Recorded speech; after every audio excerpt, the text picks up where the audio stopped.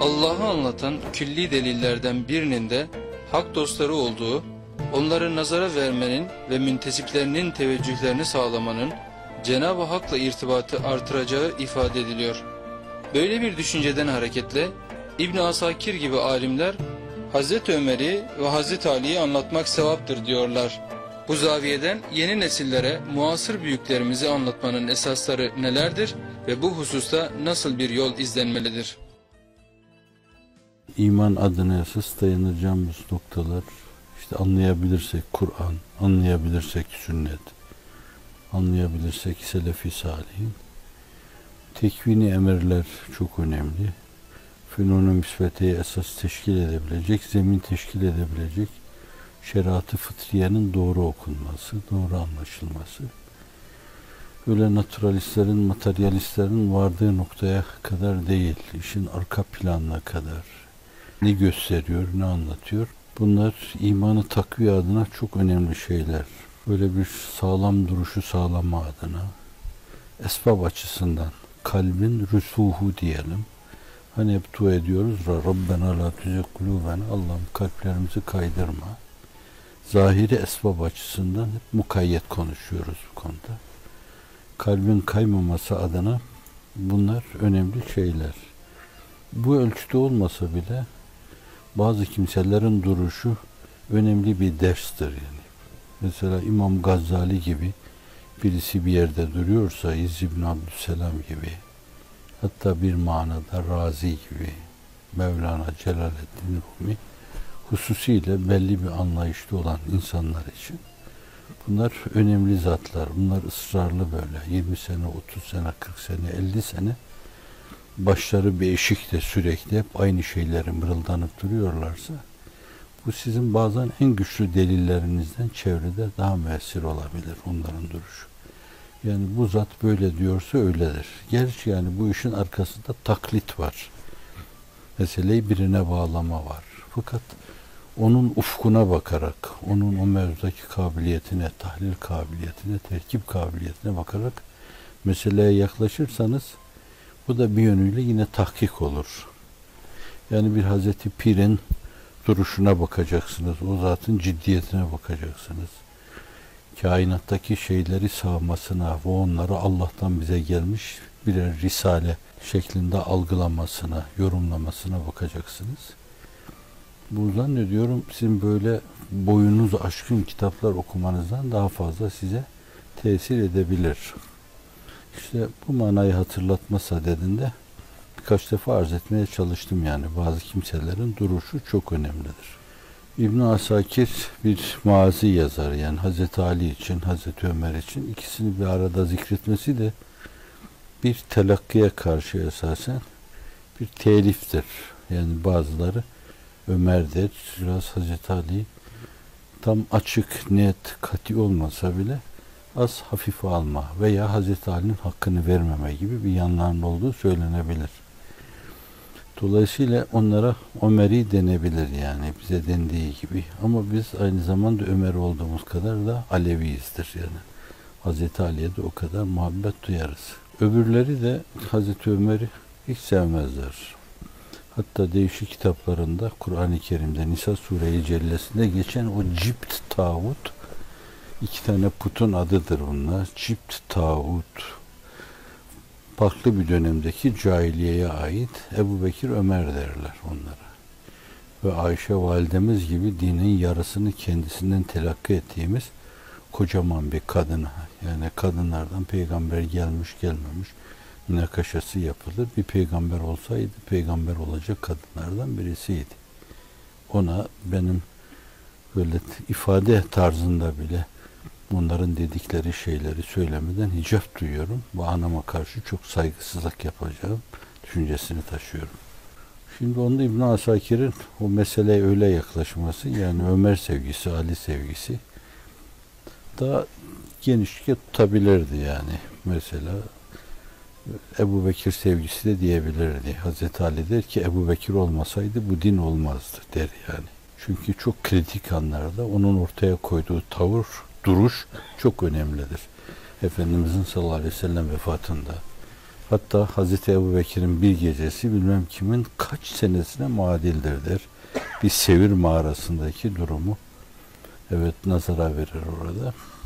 Hicret esnasındaki durumu, o işin arkasında olan insan olması itibariyle yani Efendimiz'i her yerde kucaklaması, sahip çıkması, hiç yalnız bırakmaması, vefat edeceği Efendimiz'in Allah'a yürüyeceği ana kadar vefat tabirinden bile onlar hakkında konuşurken sakınıyorum. Vefat vefattır yani. Vefat deyince ne kastediliyorsa onu kastediyoruz da biz, fakat onların yürüyüşü bizim yürüyüşümüz gibi değildir. O hususiyeti vurgulama adına Allah'a yürüme demek, efendim fiziki dünyalara aşma demek, öbür metafizik buğutlara açılma falan demek daha hoşuma gidiyor benim. İbn-i Esakir o yönüyle takdir etmek lazım. Eksik bıraktığı yanları da tavsiye etmek lazım diyebiliriz. Şimdi bu meselenin bir yanı. Kur'an-ı Kerim'in bize öğrettiği ahlak da budur. Yani وَالَّذ۪ينَ جَاءُوا مِنْ بَعْدِهِمْ يَقُولُونَ رَبَّنَا اغْفِرْ لَنَا وَلِإِخْوَانَّ الَّذ۪ينَ سَبَقُونَا بِالْاِيمَانِ وَلَا تَجْعَلْ فِي قُلُوبِنَا غِلًّا لِلَّذ۪ينَ آمَنُوا diyor. Yani biz durduğumuz yerde duracağız ama fakat bir selefimiz var, yani bir geçmişimiz var. Çok şeyi onlardan tevarüs etmiş bulunuyoruz.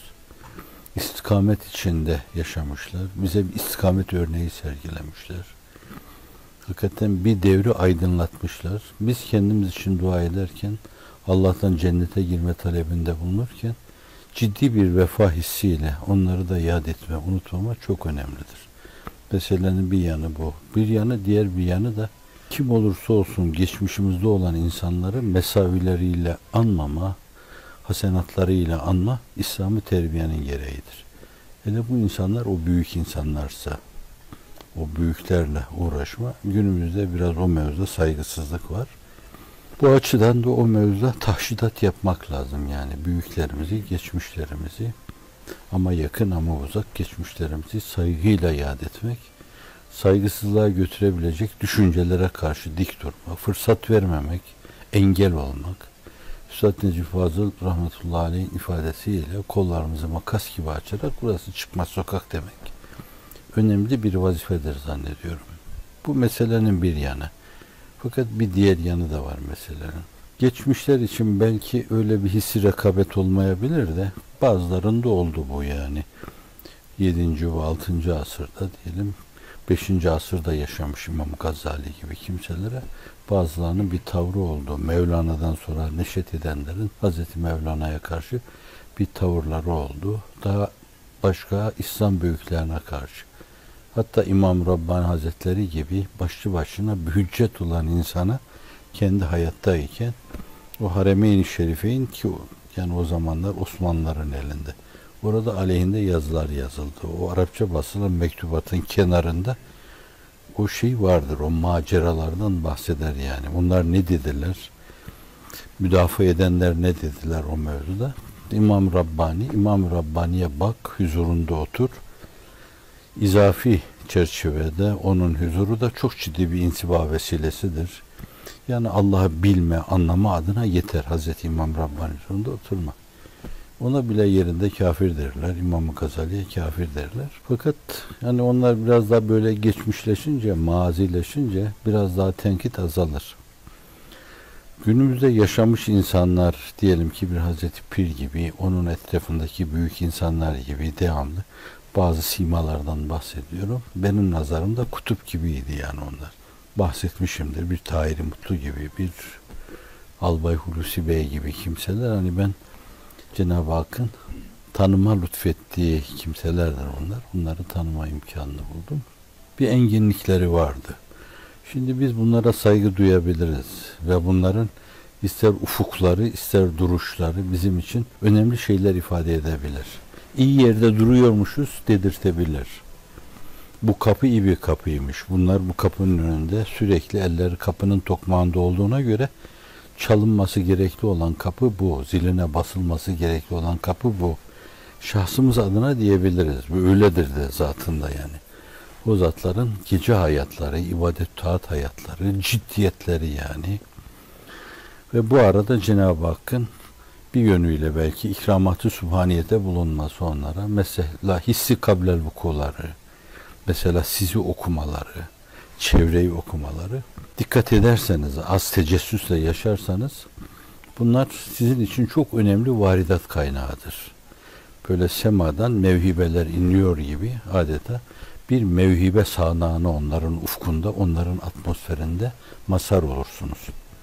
Ayrı bir şey. Fakat şimdi bakın Hazreti Pir dahil günümüzde böyle bazı insanlarda hissi rekabeti tahrik etmeme adına belki sizce büyük olan insanları başkalarının yanında göklere çıkarmamak. Göklere çıkarmak değil de yerin üstünde bile, yani ayaklarını basacağı bir yer takdir etmek, tayin etmek başkalarını kıskandırabilir. Kıskanırsa ne olur? Kıskandırırsanız onlar günaha girmiş olurlar. Bugün bazı kıymetli insanlar var ki düne kadar küfrün karşısında dimdik duruyorlardı.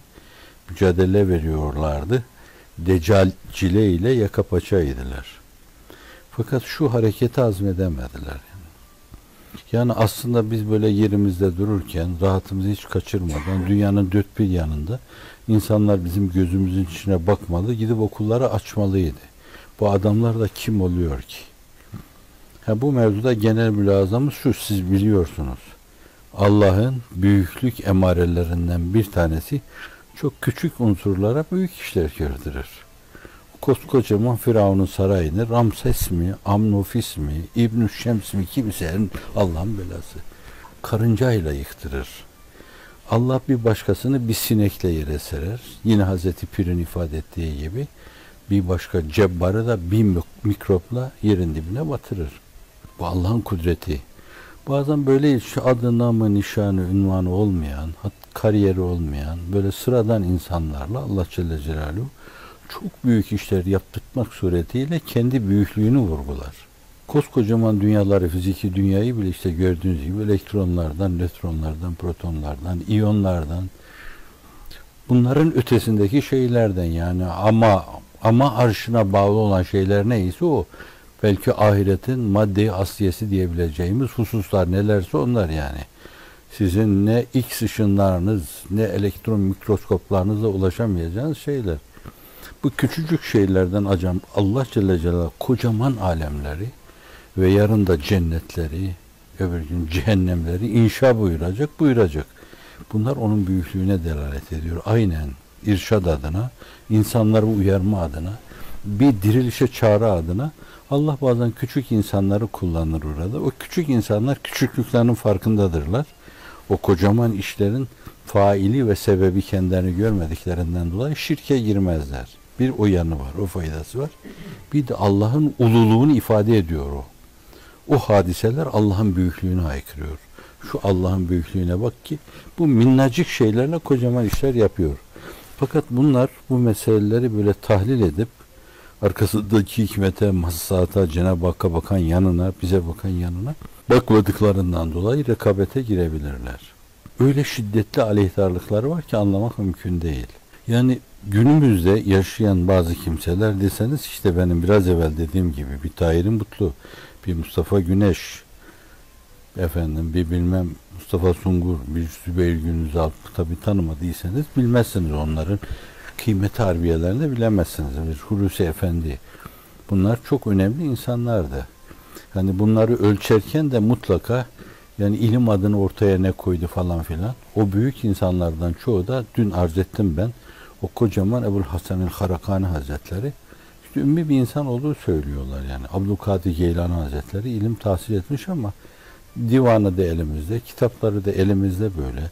O kitapları açısından meseleyi ele aldığınız zaman İmam-ı Gazali ancak talebe olabilir. Fakat Allah'ın bahşettiği büyüklük açısından İmam-ı Gazali onun dizinin dibine oturur.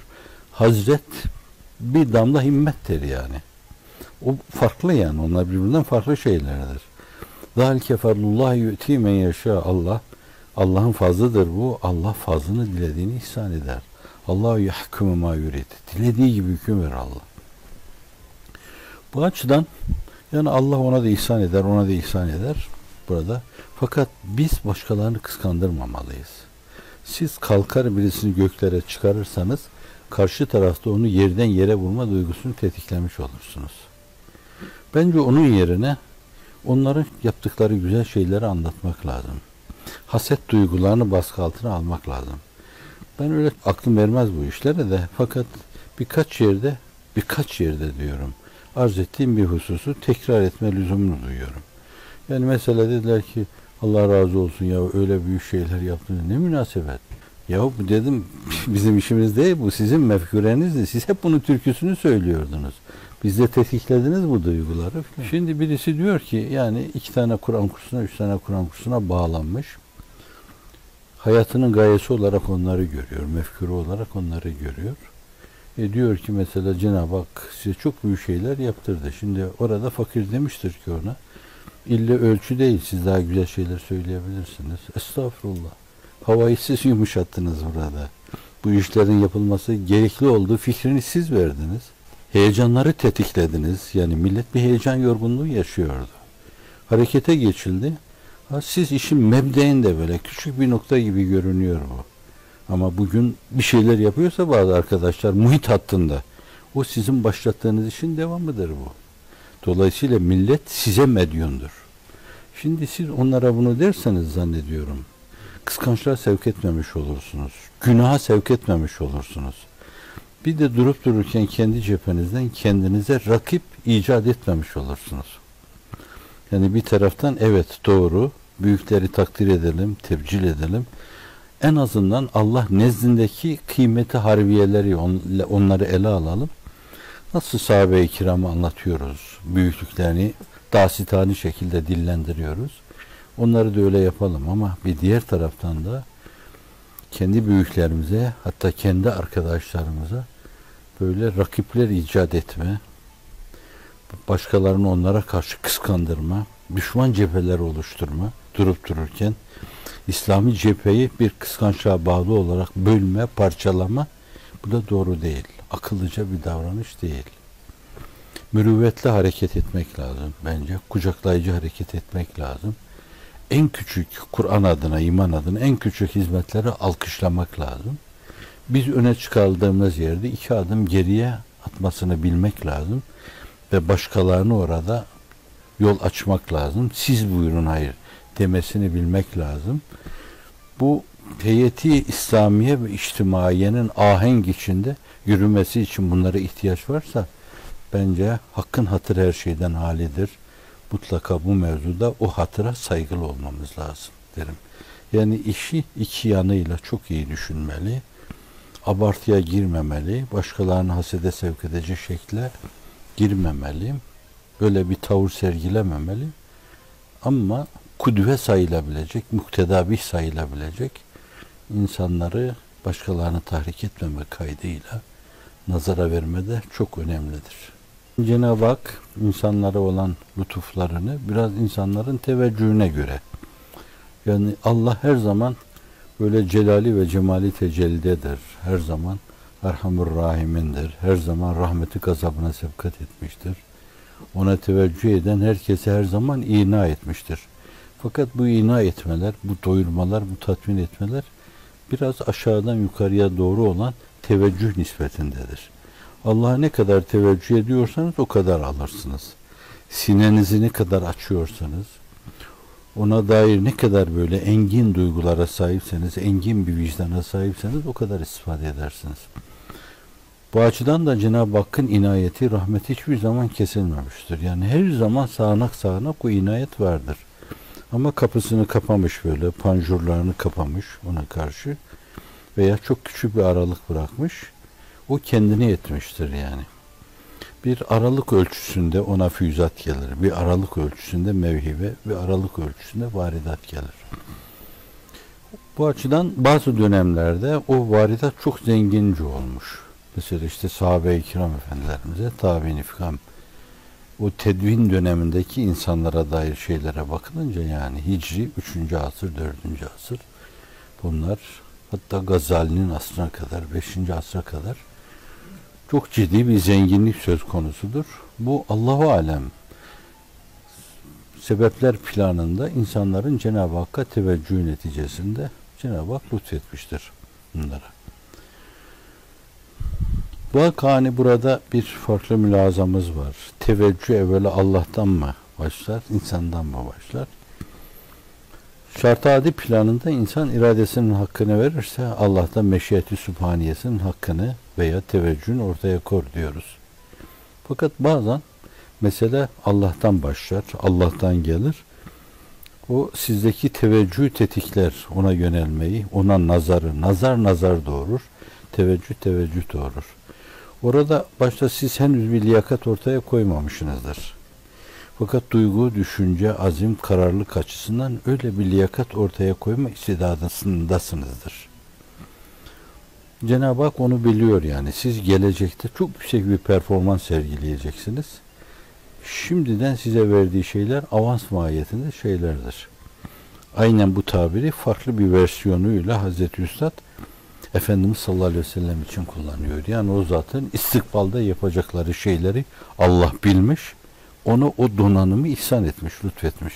Hani böyle de olabilir. Bu açıdan da büyük ölçüde iradenin hakkını yememe, Maturidi akidesi odur. Yani irade illa da böyle kozalte mülazasıyla sebep sonuç arasında bir münasebet olacak şeklinde bakmak doğru değil. Hep arz ettiğim bir husus var.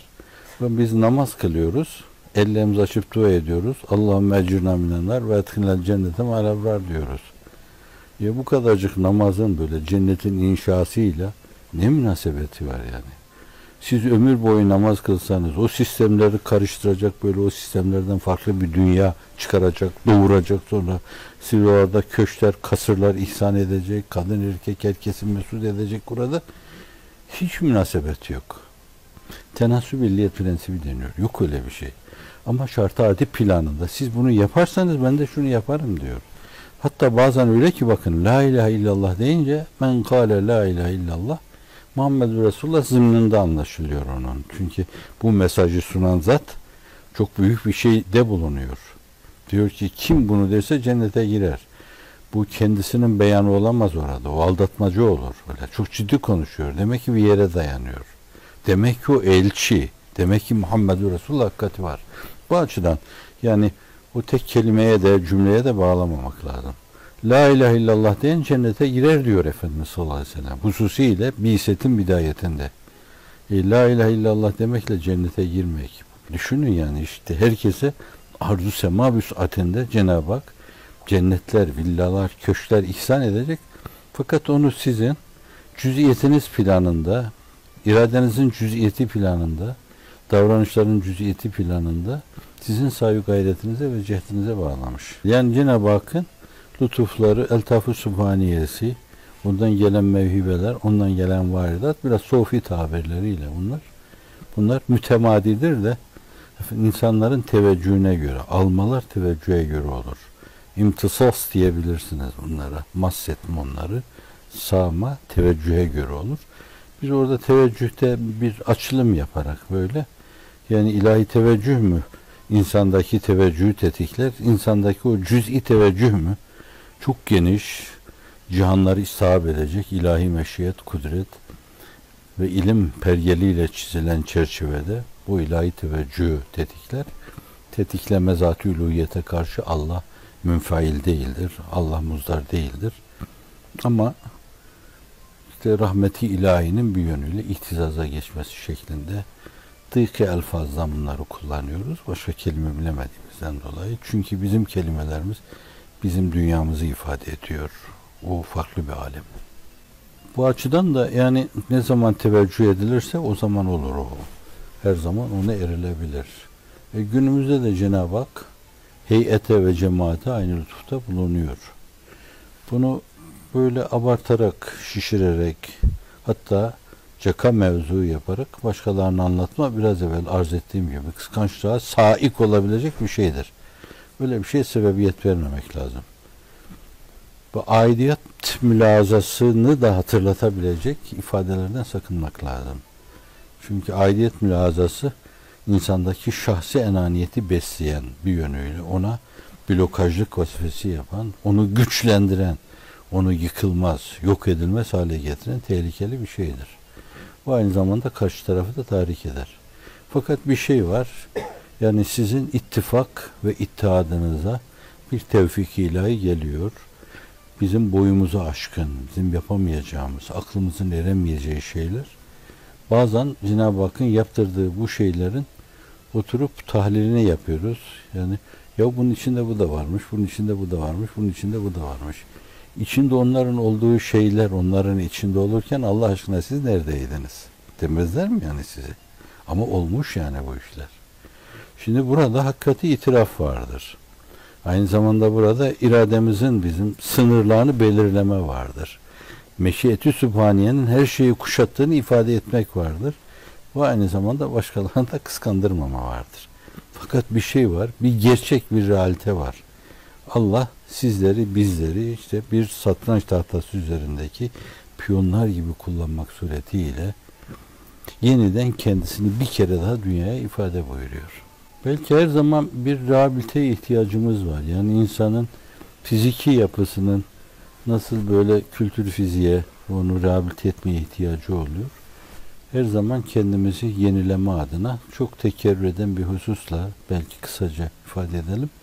İşi evirip çevirip hep sohbeti canına getirmek lazım. Meseleleri hep zat-ı uluhiyete bağlamak lazım. Efendimiz'e sallallahu aleyhi ve sellem bağlamak lazım. Muhaverelerimizi hep din etrafında cereyanını sağlamak lazım. Yoksa böyle bir gün ondan mahrum kalsak zannediyorum bir kuraklaşma olur bizde. Artık şey olamayız. Yani bir kısım böyle güzel şeylere membit olamayız. Kendi kuvve-i imbatiyemizi kaybederiz. Sürekli böyle madem hani baş başa vermişiz kubbedeki taşlar gibi böyle birbirimize o hususta da destek olmamız lazım. Takviye etmemiz lazım. Eksiklerimizi, gediklerimizi gidermemiz lazım. Hatta tavır ve davranışlarımızla bir yönüyle başkalarını da teşvik etmemiz lazım. Yani namaz nasıl kılınır? Birkaç tanesi böyle o namazı doğru kılıyorsa yani secdeye başını koyduğu zaman secde benim hakkım buydu diyorsa rükuda dururken orada kıvrım kıvrım haliyle Allah karşısında işte böyle durulur dedirtiyorsa şayet başkalarına da örnek teşkil eder yani. Onlar da öyle durmaya başlar, öyle yapmaya başlarlar. Yani birbirimizle böyle baş başa vermenin, beraber olmanın, o aynı şeyleri yapıyor olmanın birbirimiz üzerinde tesiri çok önemlidir. Hazreti Pir de bunu ifade ediyor bir yerde. Yani şeytanın vesveseleri karşısında kendi durduğu şeyde, safta diyor ki işte Kabe'nin etrafında şu kadar halakalar diyor. Efendim mütedahil daireler şeklinde. Nereye kadar? Bir kere küre-i arzı kaplayacak şekilde. Bunun ötesinde Sidretül Münteha gibi yani. Her an 70 bin melek bu kesretten kinaye. 70 milyon meleğin birine bir kere daha nasip olmamak üzere. Hep onun etrafında dönüp durdukları bir şey. Şimdi bütün bunlar hep o hakikate haykırıyorlar. O hakikati söylüyorlar. Senin vesvesenin ne kıymeti olur ki yani? Herkes bunu diyor. Kıtmir'in de öyle bir şey olduğunu size arz etmiştim müsait bir anda. Kabe'nin karşısında namaz kılarken böyle çok küçük hayalime bir vesvese geldi. Vesvese herkese gelebilir. Efendimiz sallallahu aleyhi ve sellem şeytanın insandan uzaklaşıp işte o lümme-i şeytaniyeye ok yağdırması şeklinde orada bu tabirlerle ifade etmiyor da bu tabirler Bediüzzaman'a mahsus ama Efendimiz aynı şeyi ifade ediyor. O imanın kemalindendir diyor. Benimki imanın kemalinden değil de zaaftan. Orada böyle çok küçük bir vesvese geldi. Safta duruyorum.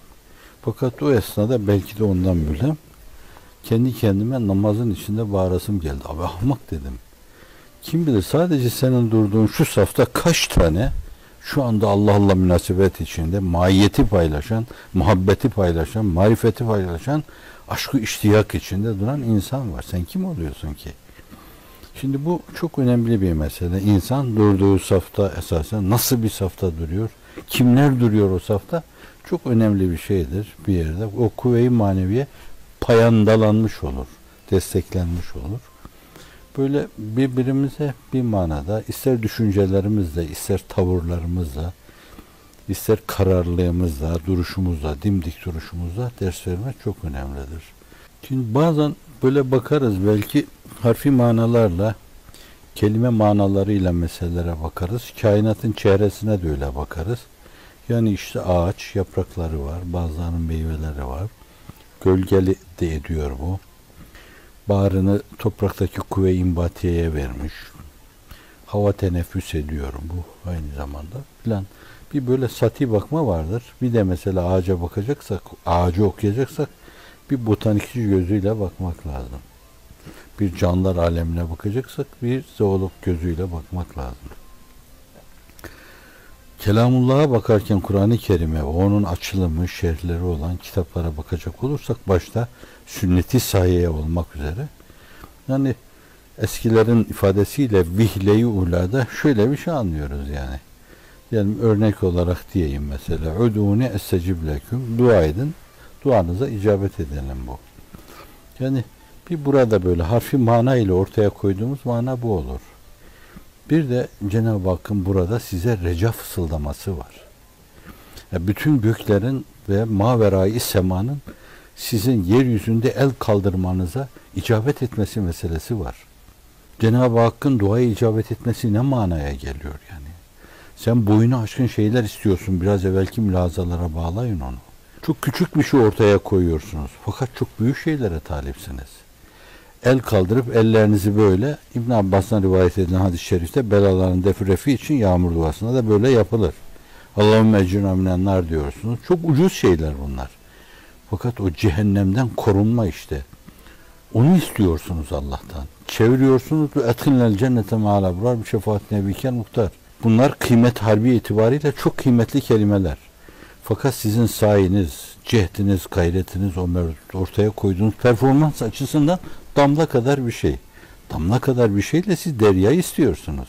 Bunun gibi orada da öyle bir şeye bakarken esas onun arkasında bu benim bildiğimin ötesinde çok farklı şeyler ifade ediyordur. Demek çok önemli bir mesele. Yoksa bir yani o esas kaynağın ifade ettiği şeyler böyle zahiri mana itibariyle. İki, birileri gelmiş onun üzerine bir kısım imali fikirde bulunmuşlar. Bir şeyler söylemişler. Onların mülazaları. Misal mesela Razi şöyle demiş. Alusi merhum şöyle demiş. Mesela benim çok saygı duyduğum, zor yazılır dediğim, yazılmaz dediğim Hamdi Yazır, Allame Hamdi Yazır'ın tefsiri filan. O öyle dedi. Bence bunlara bile takılıp kalmamak lazım. Acaba bunların dediğin ötesinde daha bu kelam-ı ilahi ne ifade ediyor? Eğer böyle çok ciddi bir merak sayıkasıyla hala olan şeylerin arkasında bazı şeyler bulunduğu mülazasına takılmazsanız o bir kere size sır vermez başta. Ve siz arayıcı olmadığınızdan dolayı bir şey de bulamazsınız. Bu açıdan da hep Kur'an-ı Kerim okumaya teşvikte bulunulmuş yani. Kur'an-ı Kerim okuma her defasında böyle bakarken hani benim ufkum dardır. Ben öyle Kur'an-ı Kerim anlamasını çok bilmem. Fakat samimi söylüyorum size. Yani dün okudum her zaman orada hatimle namazımı kılmaya çalışıyorum. Dün okuduğum şeyler hala ya bunca zamandır ben işte 60 senedir Kur'an okuyorum. 60 sene bu aza kolay. Okuyorum. Fakat bazen öyle bir nükte geliyor ki namazımı bozacak şekilde külahımı yukarıya atasım geliyor benim. Bu müthiş bir şey diyorsun. Bu benim o dar idrakimle, dar havsalamla, dar vicdanımla o meseleden bahsettiğim bir şeydir. Kim bilir böyle vicdanı duru, günahsız, masum insanlar acaba bunun arkasında daha ne var, daha ne var, daha ne var? Merak ilmin hocasıdır diyor. Bir Cenab-ı Hakk'ın açması var. Bir o kelam-ı ilahinin ve ona dayanan kitapların kendilerine göre açılmaları var, inkişafları var. Bir de işte meraka Cenab-ı Hakk'ın teveccühü var ayrıca. Ve o zaviyeden bakılabilir. Rabbena la tuzigh kulubena ba'de iz hedeytena ve heb lena min ledunke rahme inneke entel vehhab. Rabbena innena semi'na münadiyen yunadi lil imani en aminu bi rabbikum fe amennâ. Rabbena faghfir lena zunubena ve keffir anna seyyiatina ve tevaffena ma'al ebrar. Amin ve salli ve sellim ve barik ala seyyidina Muhammedin ve ala alihi ve sahbihi ve sellem.